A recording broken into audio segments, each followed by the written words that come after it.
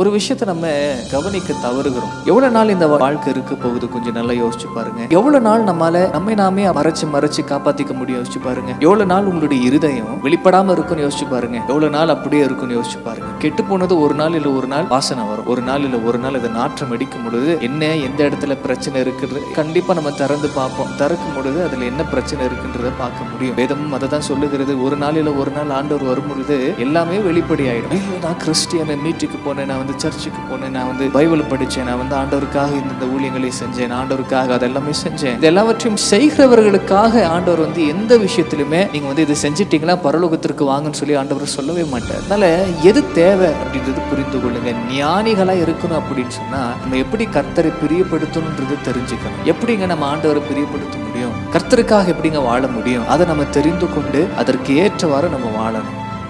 அல்லேலூயா. இதுதான் ஞானம்.